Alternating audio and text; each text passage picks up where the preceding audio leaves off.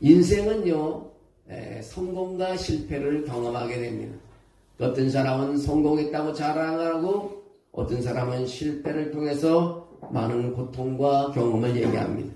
그래서 오늘은 성공이 아닌 실패의 경험담을 오늘 얘기해 드리려고 합니다. 모두는요, 언제나 실패라는 이름의 자리에 서 있습니다. 어떤 사람은 70년을 살고 어떤 사람은 100년을 살지만 또 어떤 사람은 불의의 사고로 일찍 세상을 떠나는 사람도 있습니다. 또 어떤 사람은 성공적으로 세상을 살아가지만 어떤 사람은 늘 실패의 연속인 사람도 있습니다. 누구나 경험하는 것은 실패의 자리라는 것입니다. 살다 보면 누구나 인생은 겨울을 만나게 됩니다. 믿었던 사람에게 배신을 당하고요. 공들여 쌓아놓은 탑이 갑자기 무너지고요. 무엇보다도 나 자신에게 절망감을 주는 그런 일들이 많이 있습니다. 오늘 본문의 주인공은 베드로입니다. 여러분 베드로를 잘 보십시오. 그 베드로 그는 누구였는가요? 주님과 함께라면 죽는 자리까지 가겠다고 호언장담하던 예수님의 수제자였습니다. 그러나 며칠 전 그는 예수님이 잡히시던 밤 대제사장의 집안들에 피어있는 숯불 앞에서 주님을 3번씩이나 모른다고 부인했던 분인 것입니다. 그의 귓전에는요, 이 닭 울음소리가 쟁쟁하게 들려옵니다. 닭의 울음소리가 나기 전에 주님을 배반한다고 말했던 주님의 음성이 들려옵니다. 베드로는 나는 안 돼. 자격이 없어. 나는 실패자야. 이 죄책감이 베드로를 사명의 자리에서 끌어내려 다시 옛삶에 터져있는 갈릴리 바다로 던져지게 됩니다. 예수님을 따르던 베드로가 이제 주님을 부인하고 다시 자기의 직업인 갈릴리 바다 어부로 돌아가게 됐습니다. 여러분 혹시 오늘 이 자리에도 베드로처럼 영적 갈릴리로 도망쳐온 분이 계십니까? 사명을 잊고 열정이 식고 그저 먹고 살기 위해 그물을 내던지지만 밤새 한 마리도 잡지 못한 채 빈대와 같은 마음으로 앉아 계신 분이 있느냐는 것을 질문하고 있습니다.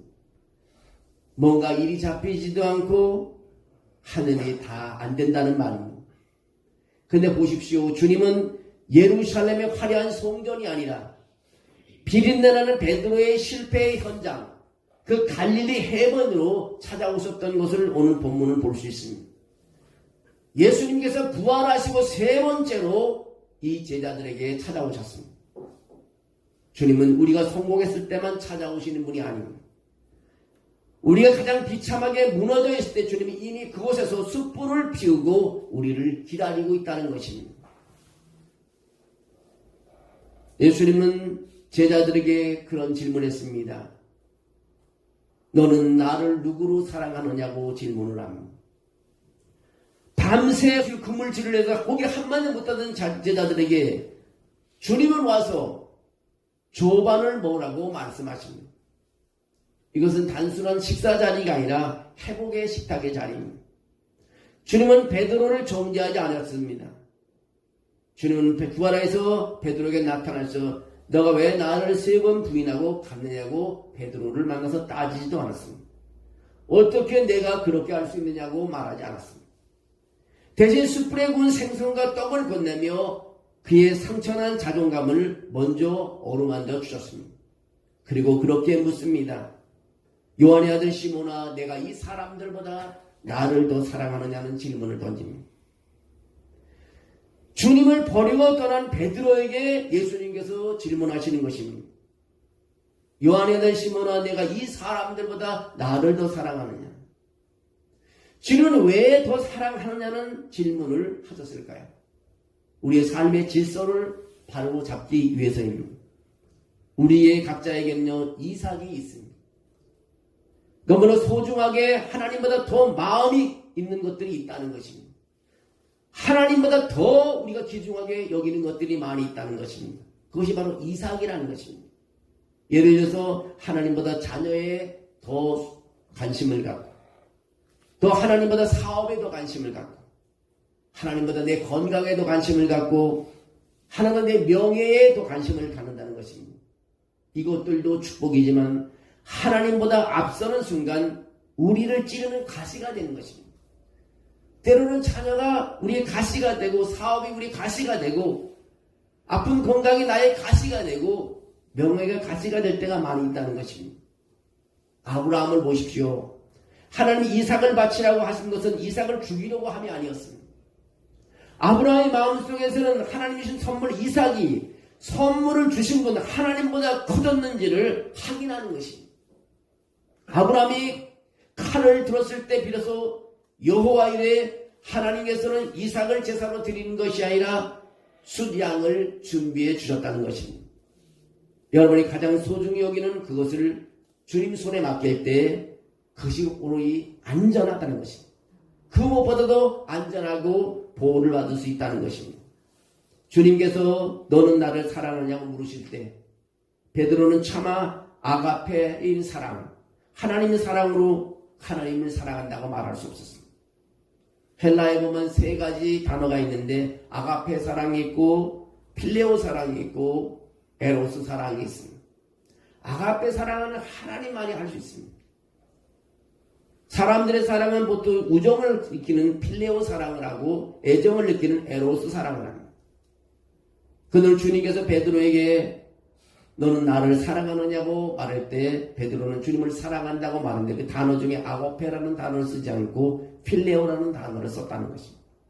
예, 주님 사랑합니다. 주님이 아시오에 내가 주님을 사랑합니다. 자신이 얼마나 연약하고 뼈저리게 깨달았기에 감히 이제 큰 소리를 못 내는 것입니다. 놀라운 사실은 주님은 그 부족한 고백조차도 기쁘게 받으신다는 것입니다. 그래 베드로야 내가 완벽해서 사랑하는 것이 아닌 것을 알고 있다. 내가 넘어진 모습 그대로 진실한 마음 하나만 내가 충분하다. 주님은 우리 완벽함이 아니라 우리 진실함을 원하고 계시기 때문인 것입니다. 주님은 베드로를 회복시키기 위해서 묻습니다. 내가 나를 사랑하느냐? 주님이 아시오매 내가 주님을 사랑합니다. 그때 주님께서 베드로에게 한 가지 일을 맡겼는데 내 어린 양을 먹이라고 말합니다. 베드로에게 다시 사명감을 불어넣는 것입니다.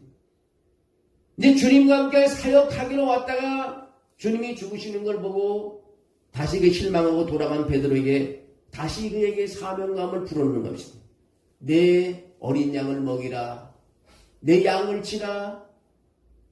내 양을 먹이라고 그렇게 말하고 있습니다. 치유의 목적은 안주가 아니라 바로 사명이라는 것입니다. 주님 베드로의 마음을 만지시고 곧바로 숙제를 내시는데 내 어린 양을 먹이라, 내 양을 치라, 내 양을 먹이라고 말하고 있습니다. 입술의 고백은요 삶의 순종으로 증명되어야 합니다. 주님을 정말 사랑하십니까? 그렇다면 주님이 가장 아끼시는 영혼들을 살펴야 된다는 것입니다.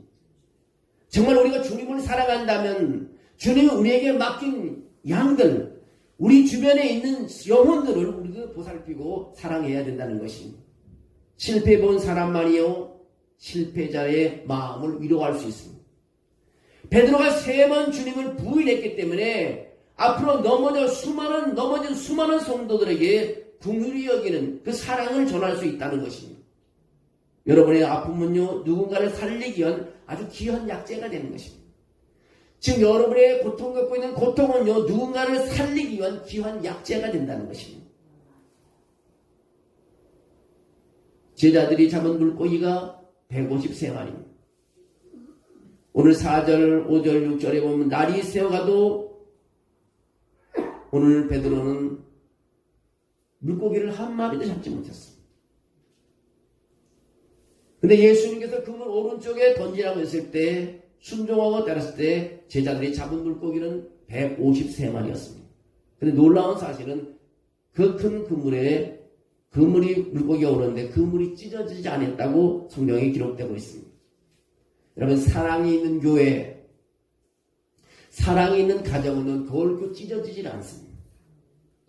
우리 각기 다른 성격과 배경을 가진 사람들이지만요 주님의 사랑이라는 그 문 안에 있을 때 하나가 될 수 있습니다.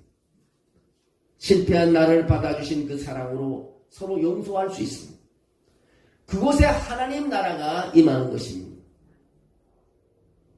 여기 또 한 명의 실패하는 인생이 있습니다.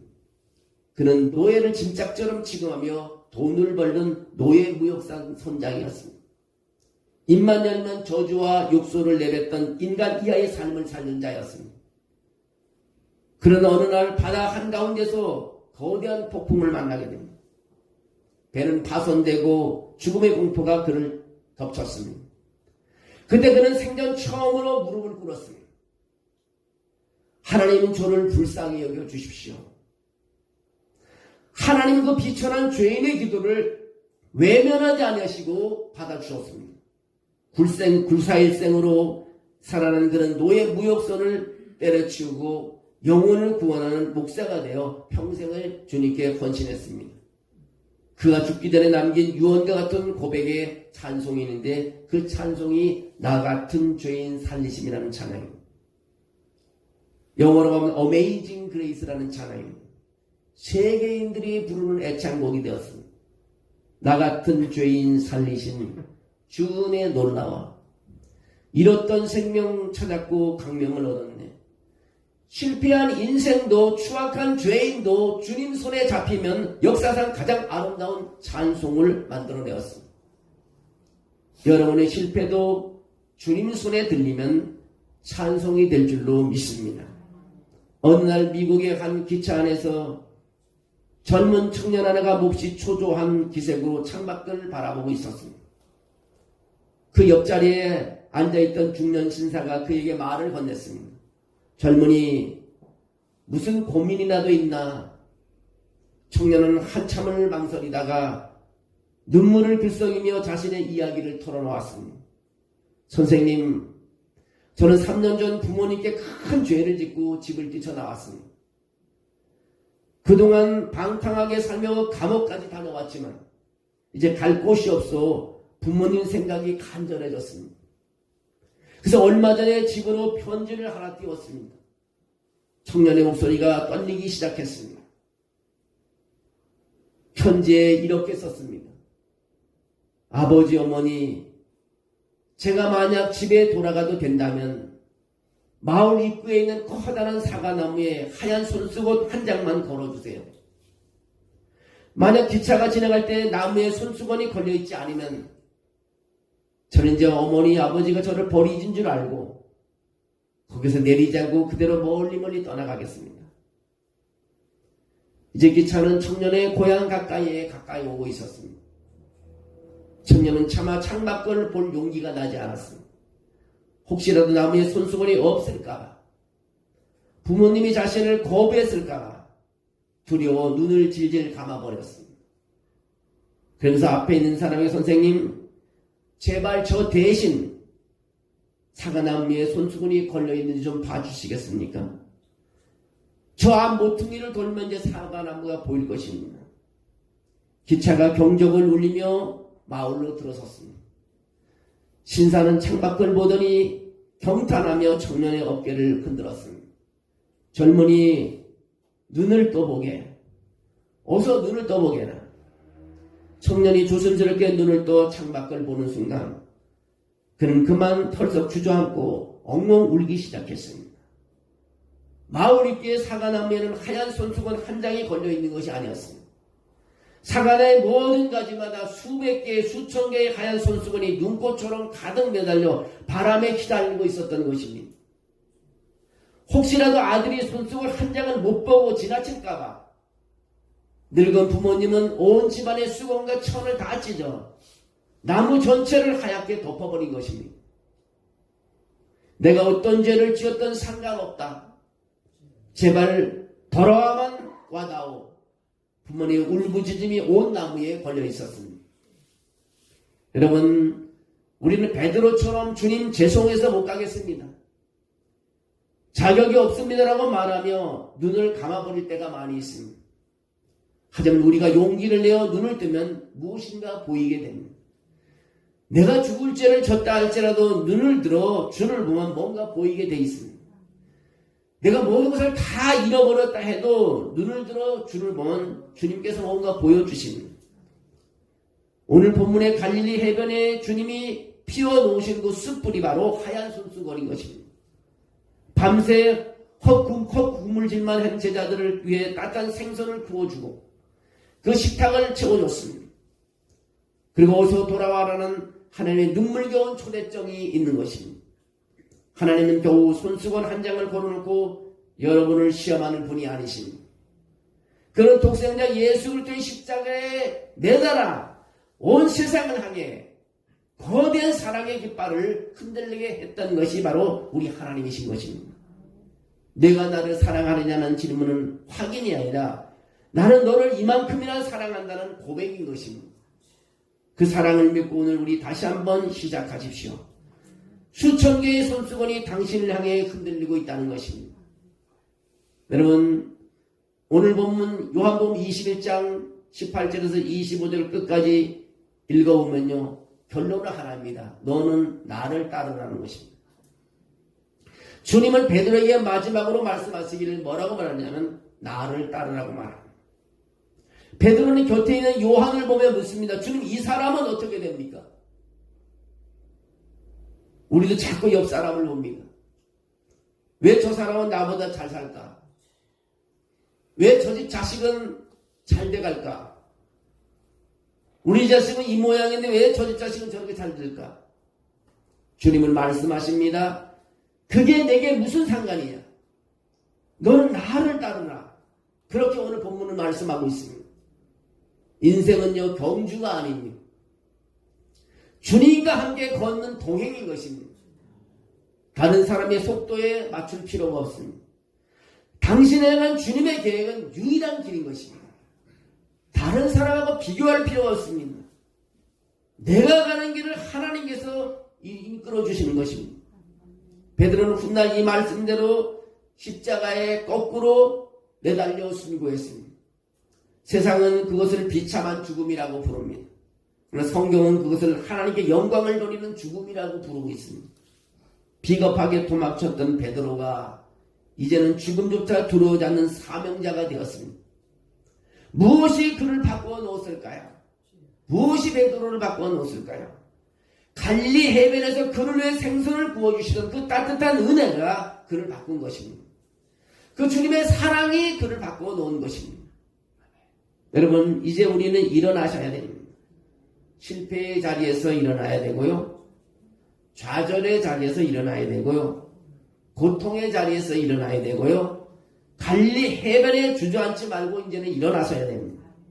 부활하신 주님이 지금 여러분 곁에서 숯불을 피우고 기다리고 계신다는 것입니다. 다시 시작해라. 내가 너를 잘 안다. 내가 너를 사랑한다. 이 음성을 듣고 다시 사명의 길로 걸어가는 여러분이 되시기를 주의 이름으로 축원합니다. 여러분, 많은 사람들이 실패합니다. 그러나 실패의 끝에서 들려오신 사랑의 음성이 있습니다. 실패는 실패로 끝나지 않습니다. 하나님의 음성이 들려옵니다. 한 줄기 하늘에서 내리는 빛이 나에게 비춰집니다.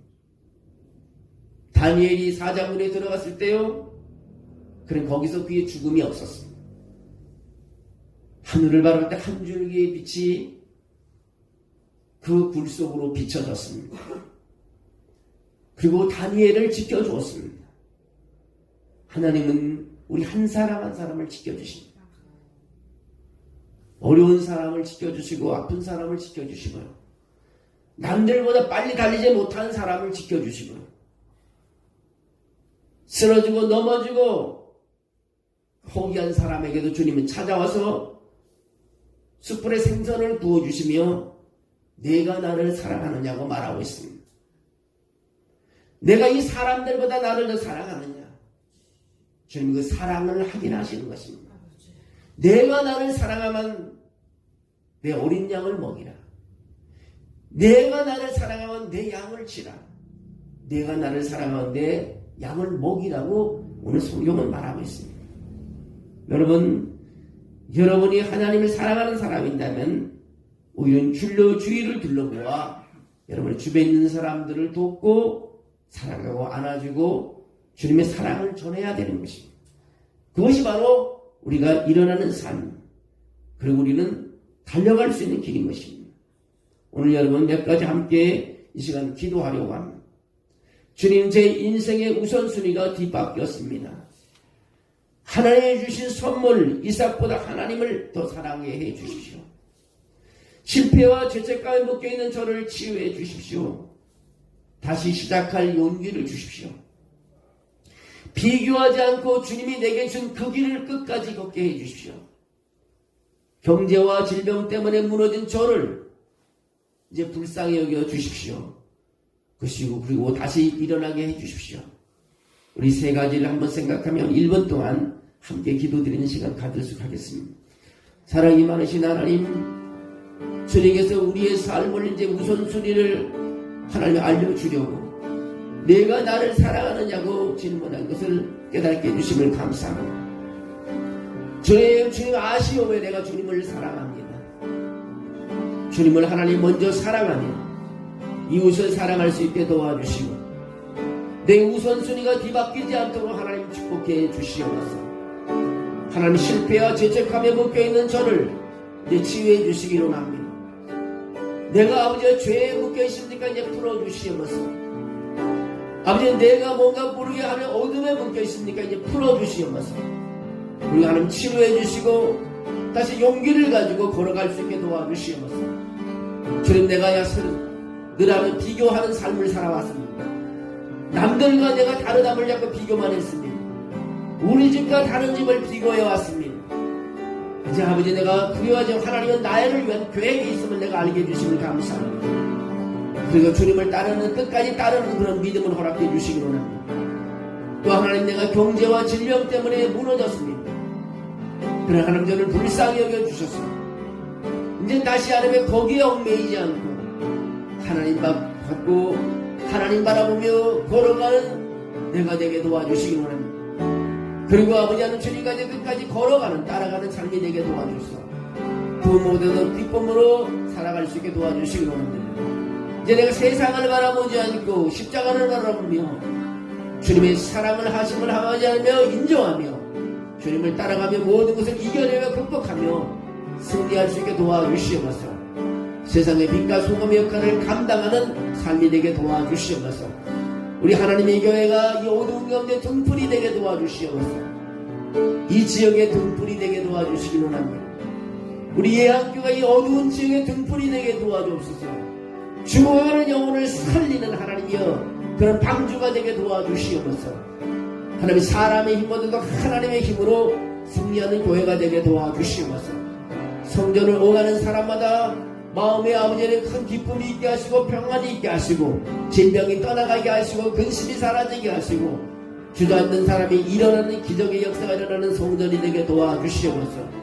주께서 그렇게 축복해 주셔서 다시 시작하라는 주의 음성을 듣고 일어나 걸어가게 도와주시옵소서.